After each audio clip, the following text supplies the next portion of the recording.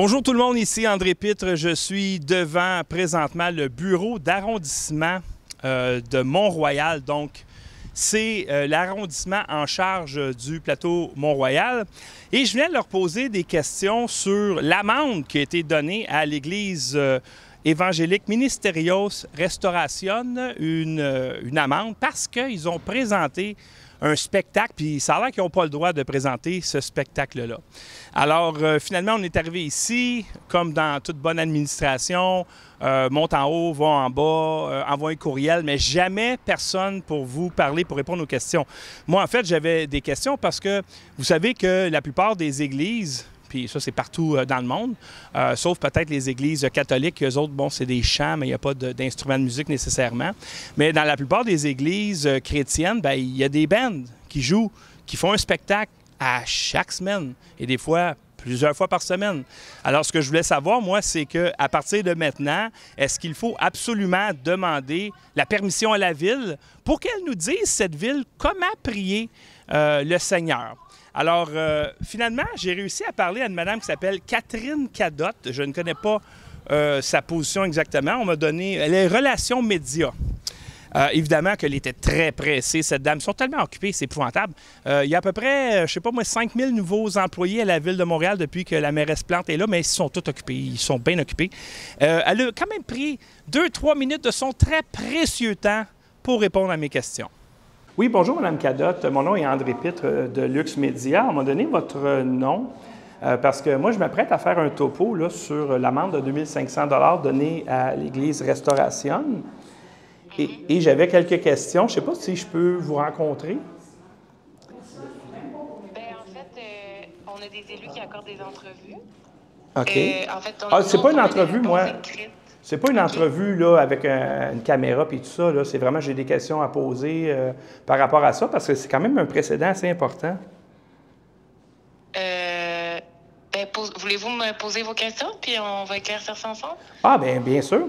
Alors, ici, j'ai l'article de TVA Nouvelles, amende de 2500 $ pour une église montréalaise qui a présenté le spectacle du chanteur pro-Trump, je pense qu'il s'appelle Sean Foyt, Église évangélique Ministerios Restauration. Est-ce que vous confirmez que c'est vrai, cet article-là? Bien, c'est-à-dire qu'il y a une amende de 2500 $ qui a été donnée par les inspecteurs de l'arrondissement au propriétaire de la salle. Oui. Et pour quelle raison? Parce que le certificat d'occupation du bâtiment ne permet pas la tenue de spectacles ou de concerts. OK, parce que vous savez que sur votre territoire à Montréal, il y a beaucoup d'églises et qui ont des spectacles à toutes les semaines. Moi-même, je fréquente une église là, qui s'appelle l'Église Nouvelle Création sur Saint-Denis. À toutes les semaines, ils ont des spectacles. Donc, finalement, si je vous demandais de me fournir, moi, les permis que vous avez donnés à des églises pour des spectacles, mettons, en 2025, vous seriez capable de me donner ça? Bien, en fait, c'est pas comme ça que ça fonctionne. Il n'y a pas de permis qui s'octroie. Ah, bien, vous m'avez dit que... Bien, vous m'avez dit qu'il fallait une permission de la ville pour... Non, j'ai pas dit ça non plus. Ah. En fait, c'est vraiment en fonction du certificat d'occupation d'un bâtiment. Puis, ces certifications d'occupation-là sont régies en fonction des différents arrondissements. C'est des règlements d'urbanisme. Puis ça change selon les différents arrondissements. Dans le cas de cette église-là, il y a l'usage de la salle, l'usage du bâtiment. Il y a différents usages qui sont permis dans cette église-là spécifiquement. Mais l'usage de spectacles et de concerts n'est pas permis dans son certificat d'occupation ni dans le règlement d'urbanisme, et c'est pour ça que les inspecteurs ont fourni une amende. Mais ils le font à chaque semaine, ça, cette église-là. À chaque semaine, il y a des spectacles. Il y a une scène, il y a une batterie, il y a des amplis. À chaque semaine, il y a des spectacles. Là, je comprends pas. C'est-à-dire que s'il y a des spectacles à chaque semaine, ça veut dire qu'à chaque semaine, ce bâtiment-là enfreint le règlement d'urbanisme et son certificat d'occupation. OK. J'ai devant moi la loi constitutionnelle de 1982, la Charte canadienne des droits et libertés, qui reconnaît la suprématie de Dieu et la primauté du droit. Ça veut dire qu'une municipalité n'a pas le droit de faire un règlement qui contrevient aux lois. Et dans la loi du Québec, la loi C-12, la Charte des droits et libertés, Ça dit que toute personne est titulaire des libertés fondamentales telles la liberté de conscience, la liberté de religion, la liberté d'opinion, la liberté d'expression, la liberté de réunion pacifique et la liberté d'association. Ce n'est pas écrit là-dedans, sauf si c'est un concert de Sean Freud. Alors moi, ce que je veux savoir, c'est est-ce que la Ville de Montréal est soumise aux lois du Québec et ou du Canada, ou s'il y a un souverain à Montréal que j'aimerais peut-être rencontrer, donc vous n'êtes pas tenu de respecter les lois du Québec et du Canada? Toutes les municipalités sont tenues de respecter les différentes réglementations qui sont en place. Puis, ils sont aussi responsables de faire appliquer des règlements sur leur territoire qui respectent leur juridiction, comme c'est le cas avec un règlement d'urbanisme qui s'applique dans chacun des arrondissements. Donc, il y a certains établissements qui ont des droits pour avoir des spectacles, puis il y a d'autres établissements qui n'en ont pas, comme c'était le cas vendredi. Donc, écoutez, j'ai une rencontre qui... Non, un instant, j'ai une autre question pour vous aussi. Oui. Est-ce que, j'ai le code de déontologie de la police devant moi, ça dit « Le policier doit respecter l'autorité de la loi et des tribunaux ». Oui. Si je prends l'article 176 du Code criminel, parce qu'il y avait des gens, est-ce que vous êtes d'accord avec moi qu'il y avait des gens sur place avec des, je sais pas, des drapeaux de la Palestine, je ne sais pas trop, mais qui gênaient ou qui tentaient d'arrêter un ministre du culte? Est-ce que vous êtes d'accord que c'était pas mal leur intention? En fait, selon ma compréhension, la police était là vraiment pour s'assurer de la sécurité de tout le monde. Il n'y a pas eu non plus de... en fait, le spectacle s'est déroulé malgré les interdictions de l'arrondissement. Puis c'est pas à la police de faire appliquer le règlement d'un arrondissement. Non, mais je veux dire, la loi, le Code criminel canadien, à l'article 176, dit qu'il est coupable d'un acte criminel passible d'un emprisonnement maximal de 2 ans. Toute personne, par menace ou violence, illicitement gêne ou tente de gêner un officiant dans la célébration d'un service religieux. Donc, vous peut-être vous appelez ça un spectacle, mais un spectacle, normalement, tu as des billets, puis tu as tout ça. Sauf qu'eux, dans cette église-là, ils ont juste fait qu'est-ce qu'ils font à toutes les semaines. Il n'y a absolument rien de différent. Alors, comment se fait-il que vos policiers n'ont pas arrêté les gens qui ont commis le crime tel que tu expliqué ici à l'article 176? Donc, ils ont vu des gens gênés qui tentaient d'arrêter une célébration religieuse, mais il n'y a personne qui a été arrêté là-dedans. Pourtant, c'est un acte criminel. Est-ce que vos policiers avaient l'ordre de fermer les yeux sur cette loi-là, malgré leur code de déontologie et malgré votre obligation de faire respecter la loi? Bien, je vais vous inviter peut-être à m'écrire vos questions par écrit, puis vos interprétations légales également. Non, c'est pas l'interprétation. Non, c'est pas, j'interprète pas ça. Gêner un ministre du culte, c'est pas une interprétation. C'est littéralement, je viens de vous lire l'article 176 du Code criminel. OK. Je vais juste attendre vos références par courriel, s'il vous plaît. Ah, il n'y a pas de problème, mais pourquoi vous ne voulez pas me parler? Je veux dire, je vais prendre peut-être 2-3 minutes de votre temps. Oui, c'est ça exactement. J'avais 2-3 minutes. Ça s'est largement écoulé. Malheureusement, j'ai une rencontre qui commence. Puis ça va me faire plaisir de continuer de répondre à vos questions par courriel. Mais moi, j'aimerais vous rencontrer, madame. Je ne veux pas parler par courriel. Je veux vous rencontrer. Je n'aurai pas de caméra, rien, là. Je veux juste vous rencontrer. Oui, non, je comprends. Mais je réponds aux questions par écrit, par téléphone. Non. Bien, OK. Qui, à ce moment-là, à la Ville de Montréal, est capable de répondre à des questions de vive voix? Envoyez-moi vos compléments. Non, madame, je pourrai vous revenir. Qui, à la Ville de Montréal, a la capacité de répondre à des questions? Est-ce que vous dites ça à TVA, genre « envoyez-moi un courriel ». Vous dites ça à Radio-Canada? Oui. Ah oui, pour vrai? Oui. Ah bon. Fait qu'eux autres, ils font un topo, là, sont installés là, dans la rue, là, ils font un topo, là, puis ils vont attendre 48 heures que vous répondiez à leurs questions. Puis là, il n'y a pas de back and forth, il n'y a pas de contre-question. C'est voici. Parce que moi, de ce que je comprends, c'est que la Ville de Montréal a une posture qui est au-dessus des lois, au-dessus des chartes. Parce que vous avez cette compréhension-là, ben oui. C'est la vôtre. Et le pire, c'est que vous savez que cette église-là, présentement, ils vont avoir des avocats gratuits. Il y a des levées de fonds qui se font. Ça va aller en cours. Puis vous allez perdre. Sauf que moi, je veux savoir si vous pensez que vous êtes au-dessus des lois et des chartes. Il n'y a personne qui est au-dessus des lois ni des chartes. Mais comment ça se fait alors que vous brimez leur droit à la liberté d'expression, leur droit à la liberté de penser, la liberté de conscience, la liberté de rassemblement, la liberté de religion, parce que c'est exactement ce qui se passe? Ça veut dire que... Voici ce qui se passe, OK? Eux autres, là, ils font des spectacles à toutes les semaines. Je suis désolée de vous interrompre. Je vais mettre un terme à cette conversation-là parce que, comme je vous dis, j'ai du retard. Tellement facile. Oui, c'est tellement facile. Oui. Puis j'attends votre courriel. Oui, certain. Merci. D'accord. Bonne journée. Alors, évidemment que la réalité, de ce que j'ai présenté, bien, c'est réel. Elle dit que les lois que je lui cite, c'est mon interprétation. Je fais juste lire la loi et c'est mon interprétation. C'est-à-dire que la Charte des droits et libertés du Québec, qui est une loi quasi constitutionnelle, et ça, c'est le ministre de la Justice de l'époque qui l'a dit, et qui a dit qu'on doit faire valoir nos droits pour être sûr de ne pas les perdre. Donc, le ministre de la Justice avait dit ça, que c'est une loi quasi constitutionnelle qui a préséance sur toutes les autres lois. Donc, personne ne peut faire une loi qui contredit cette loi constitutionnelle-là.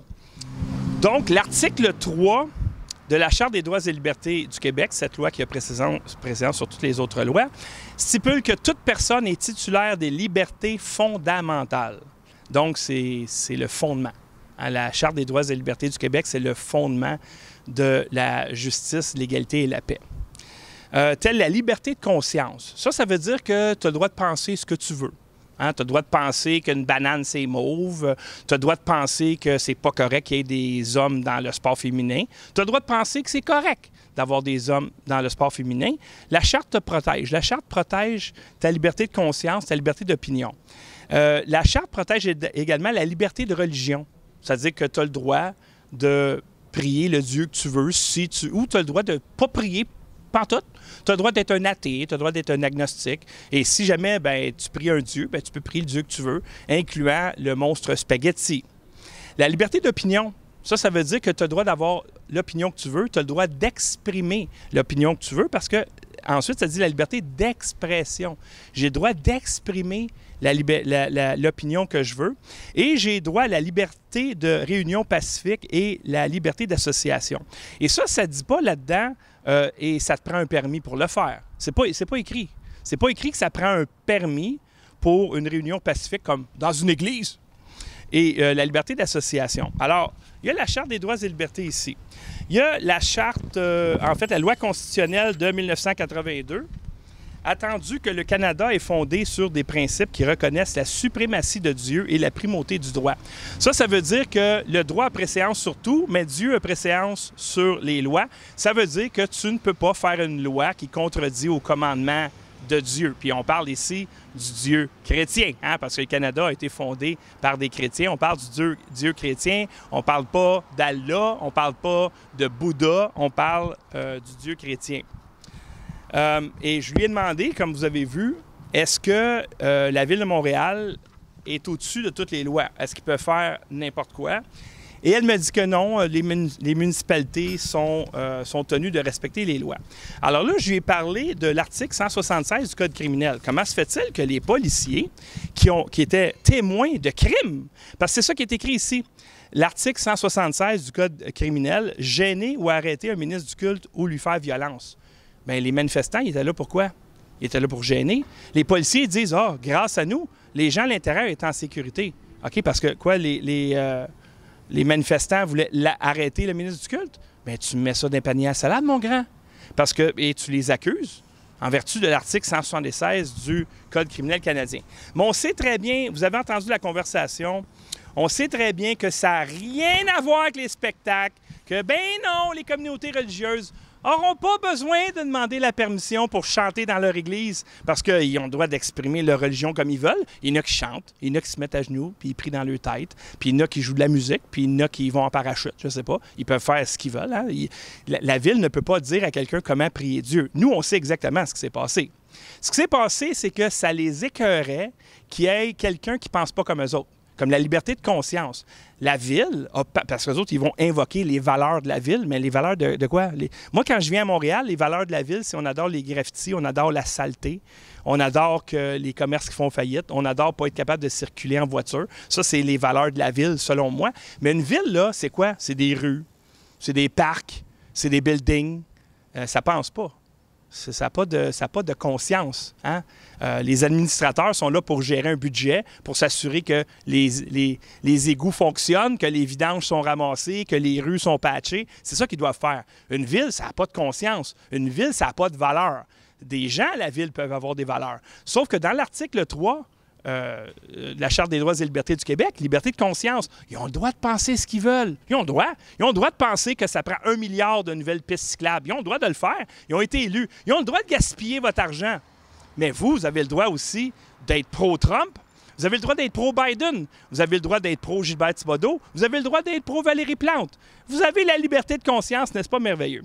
Alors, on sait tous que lorsqu'ils invoquent pour arrêter Sean Feucht de chanter, puis en passant, je veux dire, c'est des invités qui font des spectacles dans des églises, c'est tout le temps, à toutes les semaines. Et en passant, toutes les églises chrétiennes sont toutes pro-vie, sont toutes anti-avortement, sont toutes anti-mariage gay, toute la gang. Toutes les mosquées sont toutes anti-mariage gay, sont toutes anti-avortement, sont toutes pro-vie. Toute la gang. Toutes les synagogues sont toutes pro-vie. Vous n'allez pas voir une madame juive avec une capine se faire avorter à l'Hôtel Dieu. OK? C'est aussi simple que ça. Alors, eux autres, les valeurs, c'est... non. Parce que lui, le chanteur, il a déjà exprimé qu'il était contre l'avortement. Il a déjà exprimé qu'il était pro-vie. Il a déjà exprimé qu'il n'était pas pour le mariage gay. Il ne peut pas avoir ce gars-là, mais il a la liberté de conscience, comme nous tous avons la liberté de conscience. Mais regardons maintenant Montréal. Tu sais, vous avez vu cette photo-là, je vais vous la montrer plus clean à l'écran. Ça, c'est quoi? Ça fait partie des valeurs de Montréal, ça? Genre une enfant qui va à la parade gay, puis avec des hommes à moitié nus, déguisés en chiens, ça, c'est correct.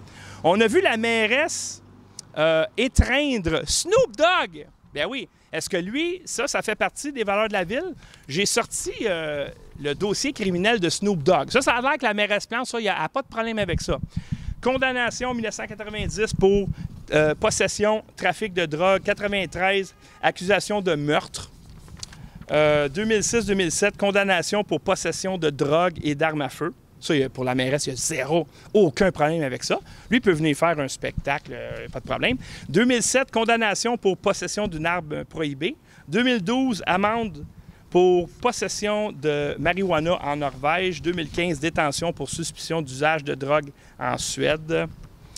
2006, altercation à l'aéroport Heathrow du Royaume-Uni. Il est interdit d'entrer en Australie. Accusation en 2022 d'agression sexuelle. Alors ça, pour la mairesse, il n'y a absolument aucun problème. Ça fait partie des valeurs de la ville. Des petits-enfants qui se promènent avec des messieurs déguisés en chiens, à moitié nus, ça fait partie. Alors, voyez qu'on est présentement dans un combat qui est idéologique à 100 %. Ils ne peuvent absolument pas justifier que ça prend un permis pour faire un spectacle dans une église. On s'entend, les autres, ils appellent ça un spectacle. Mais c'est juste le band qui joue, qui chante des chansons. Puis ça donne que ce soir-là, c'était Sean Feucht qui chantait avec son orchestre. Mais ils le font à chaque semaine. Alors là, cette dame-là qui s'appelle Madame Cadotte, elle a dit qu'à partir de maintenant, ils n'ont pas le droit de le faire, les églises. Ils ne peuvent plus chanter.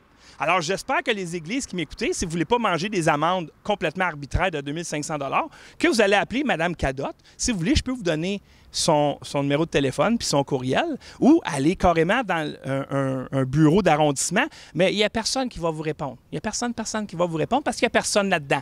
Je suis rentré dans ce building-là, des gros bureaux, le bureau des élus, la porte est barrée, il n'y a pas un chat. Il n'y a personne. Personne. Dans tous ces bureaux-là, OK?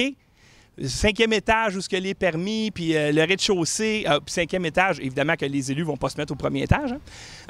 Il n'y a personne. Il n'y a personne pour vous répondre. Puis si tu veux parler à Mme Cadotte, tu peux pas. Elle veut pas. Elle veut pas te parler. Envoie-moi un courriel. Alors, c'est ça, les amis. Malheureusement, on est rendu à l'étape de faire un bras de fer avec la Ville de Montréal.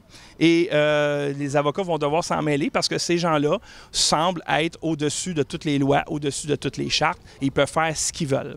Alors, c'était mon reportage. C'était André Pitre à Montréal.